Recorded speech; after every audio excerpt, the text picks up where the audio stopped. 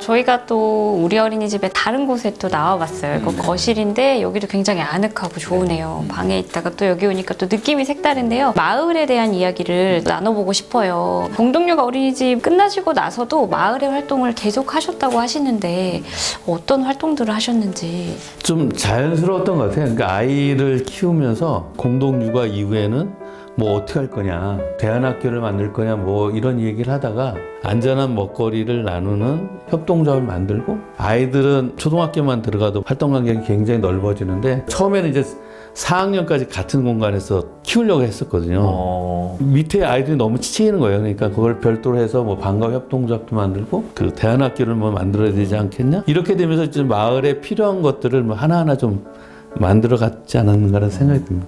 지금 짧은 순간에도 몇 개의 협동조합 얘기를 하셨는데 그게 정말 의지로 이렇게 뭔가 이렇게 다 뭔가 만들어서 한다는 게 쉽지는 않을 텐데. 개인이었으면 사실은 쉽지 않았을 것 같아요. 공동육아협동조합을 하면 이웃들이 생기는 거고 생애 파고해서 같이 교육도 하고 뭐 하면서 그런 교류가 있으니까 뭔가 하자라고 그랬을 때 그 힘들이 좀 뒷받침됐던 것 같아요. 어떻게 보면 좀 부럽기도 하네요. 저도 이제 졸업을 시키고 초등학교를 보내야 되는데 저도 그런 게 좀 필요하다고 생각하는데 또 그런 힘이 있으셨다니 부럽네요. 부러워만 하지 마시고. 네. 그런 말 하잖아요. 아이 키우기 위해서 마을이 정말 필요하다라고 하지만 육아만 하고 떠날 것이냐, 여기 눌러 살겠다고 그러면 그동안에 눈에 넣지 않았던 여러 가지가 내 문제가 되면 동네가 좋아지고 마을이 좋아진다는 건 아이들이 잘 자랄 수 있는 환경이 뭐 자연스럽게 만들어진다고 생각합니다. 부부도 사실은 살다 보면은 여러 가지 다툼이 있는데 이런 여러 가지 조합을 결성하고 운영하는 데 있어서 마을 주민들끼리의 또 다툼은 있지 않았나요? 있었겠죠. 네. 근데 심하게 된 건 없는 것 같아요. 대부분 관계를 맺을 때 누구 엄마 아빠 이렇게 하잖아요. 그러니까 동등한 관계로 이렇게 서로 관계를 맺고 존중하는 관계이기 때문에 그게 만약에 어떤 일을 가지고 만약에 의견이 다르다고 그래도 다르다, 틀린 게 아니다, 마음에 상처를 받고 뭐 떠나신 분도 있었다는 얘기는 듣지만 저는 크게 받진 않았던 것 같아요.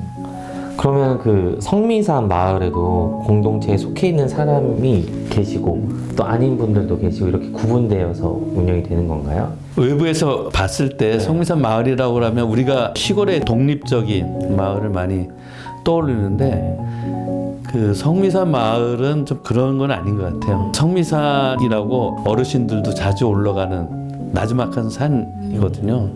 한 68m 정도밖에 안 되니까 거기에 그 배수지를 짓는다고 그래서 그게 없어지면 안 된다. 그리고 매일 아이들이 운동하는 곳인데 거기를 지켜야 되겠다. 그래서 이제 공동육아 중심으로 해갖고 그 산을 지켜냈어요. 산을 지켜내면서 성미산 마을 사람들이라고 하는 거를 외부에서 그 명명을 하게 된 것 같고요. 그 사람들이 와서 성미산 마을이 뭐냐, 누구냐 이렇게 물어보니까 이걸 뭔가 좀 설명을 할 필요가 있겠다. 그렇게 산을 지켜냈던 감성들, 공동육아가 가까이 내 곳도 있고 뭐 방과후도 있고 그러니까 그렇게 아이들을 좀 제대로 놀면서 이렇게 키우려고 하는 그런 마음을 가진 부모들, 네가 성미산 사람이야? 라고 하면 써 있는 건 아니잖아요. 행정 명칭이 아니니까 약간 애매한 명칭인 것 같아요. 박장이 말씀하신 내용 중에 마을이라는 건 아이를 키우는 감수성을 공유하는 집단이다, 뭐 이런 말씀을 하셨는데 그런 게 어떤 의미일까요? 그런 말을 했었어요. 마을이 어쨌든 필요하다는 얘기를 많이 하잖아요. 정말 성년식을 해주거든요. 그랬을 때 이제 아이들이 마을은 CCTV다.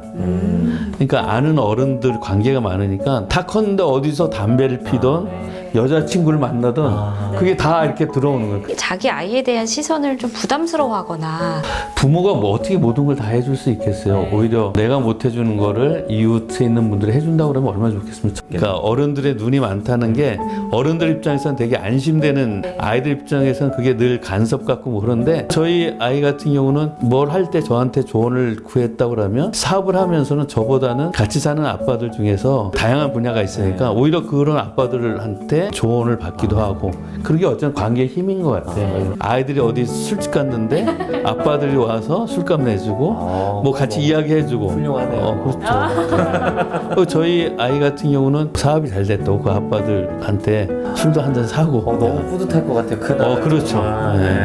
좀 그런 관계를 좀 만들어 오지 않았는가라는 생각이 듭니다. 공동체에서 서로 친하다라는 게 중요하다고 하는데 그 친하다는 게 뭘까요? 친하다고 하면 뭐 어쨌든 이거저거 재지 않고 뭐 이야기할 수 있는 그런 정도지 않을까라는 생각이 듭니다. 근데 친한데 갑자기 훅 들어온다든가 그러면 또 너무 곤란하잖아요. 서로를 존중하는 거, 프라이버시라든가 이런 것도 지켜주는 그래야지만 서로 이제 관계가 계속되고 잘 될 수 있지 않을까라는 생각이 듭니다. 그런 거는 좀 공동육아부터 시작해서 문화가 된 것 같아요. 만약에 저랑 친한 아마가 있는데 그 아이에 대한 저의 개인적인 생각을 말을 하는 게 좋을지 안 하는 게 좋을지 그거에 대한 전설분의 이야기를 듣고 싶네요. 네. 되게 좀 어려울 것 같다는 좀 생각이 듭니다. 분위기 봐가면서 돌려가면서 부모도 알고 있을 수도 있다는 좀 생각이 들거든요. 직접적으로 만약에 지적받는 듯 한다고 하면 오히려 독이 될 수도 있지 않을까라는 생각이 들어요. 그분의 뭐 여러 가지 상태라든가 아니면 친밀도에 따라서 전달하는 것도 한번 생각을 해봐야 되지 않을까.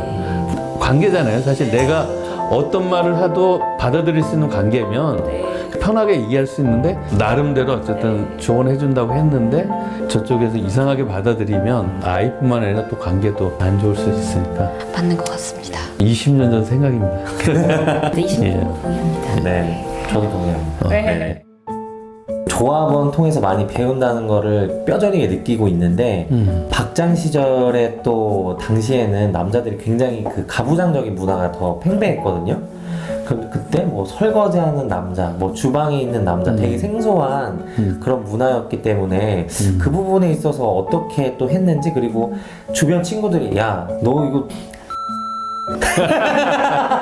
뭐 그런 뭐 자연스럽게 친구들끼리 하는 이야기가 있지 않을까 뭐 어떠셨나요? 대부분 이제 공동육아를 했던 당시에 맞벌이를 하니까 가사 분담은 같이 해야 된다라고 하지만 실제로는 여성이 훨씬 더 많은 일을 하는데 같은 조합원들 보면 어느 집 보면 정말 더 잘하는 집이 있고 뭐 그러면 이게 은근히 비교가 되고 그렇죠. 뭐라 안 해도 약간 따라하는 저희 집사람이 모임에 나가면 뭐 김치찌개를 끓여놓고 나가라든가 왜 네가 김치찌개를 끓여놓고 나오냐 그 정도는 해야 되는 거 아니야? 그런데 또 나중에는 깨갱하고 네. 그럼 공동육아 그 생활을 끝내고 나서도 그게 이어지셨나요? 아니면은 아니 이어지죠. 왜냐하면 한 번 이게 정해지면 새로 바꾸는 거는 쉽지 않은 것 같아요. 네, 그렇습니다.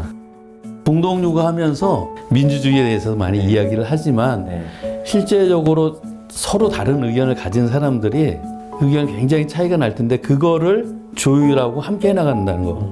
한 5, 6년 정도 하면 보통 이사도 하고 뭐 감사도 하고 이사장도 하고 그러잖아요. 근데 그런 과정에서 저는 굉장히 많은 거를 어째서 사람들이 배웠다고 생각하거든요. 공동육아 그만둔 후에도 마을에서 어떤 것들을 할 때 함께 힘을 모으거나 의견을 조율하거나 뭐 이런 것들이 자연스럽게 공동육아로부터 배워서 그렇게 되지 않았나라는 생각이 듭니다.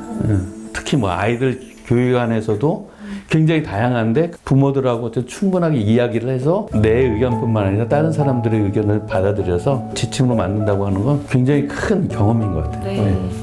공동육아 어린이집이 처음에는 개념에 대해 잘 몰랐지만 2년차 되니까 나는 뿌듯함이 들어요. 나는 공동육아 어린이집 다녀 아이랑 뭐 이런 식으로 어린이집 그거 뭐야? 하면 이제 설명이 스스로 나가는데 그 과정들에 대한 이제 뭐 가사라든지 이런 분담하는 이야기를 하면은 자연스럽게 여성분들은 좀 관심을 많이 가지게 되고 남자분들은 좋긴 하겠다. 소극적이지만 어쨌든 근데 인식이 많이 달라진 하나의 좀 선순환의 문화를 좀 먼저 해주신 것 같다는 생각이 드네요.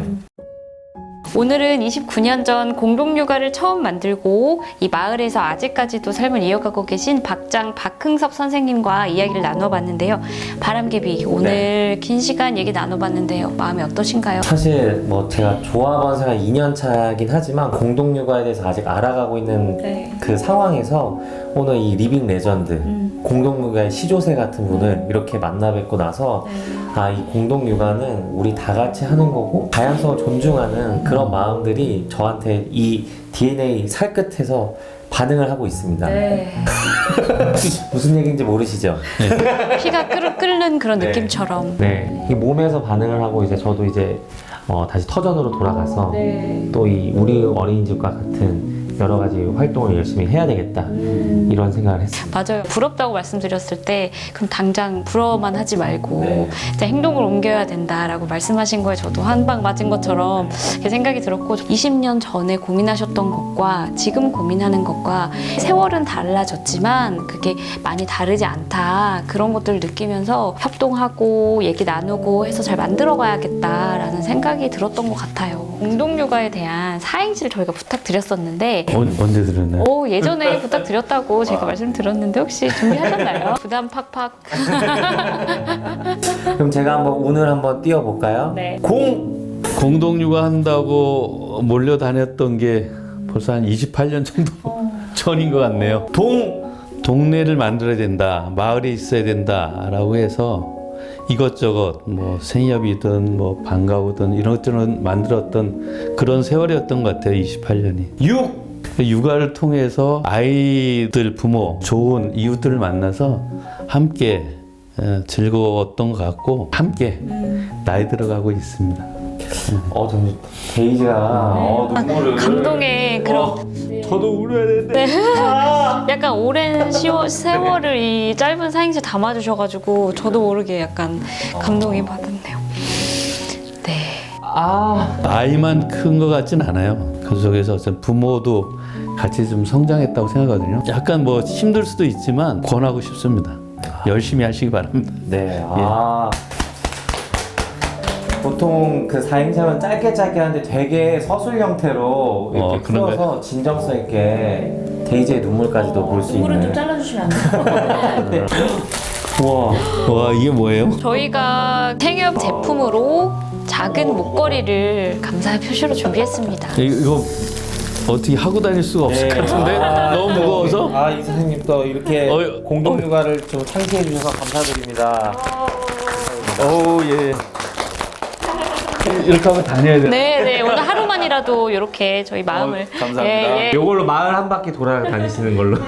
같이 손잡고. 네, 같이 손잡고 네. 예, 감사합니다. 와. 오늘 소중한 얘기 나눠주셔서 너무 감사하고 앞으로도 마을에서 의미 있는 일 여러 가지 뜻을 많이 펼쳐주시면 좋을 것 같아요. 오늘 너무 감사했습니다. 감사했습니다. 네.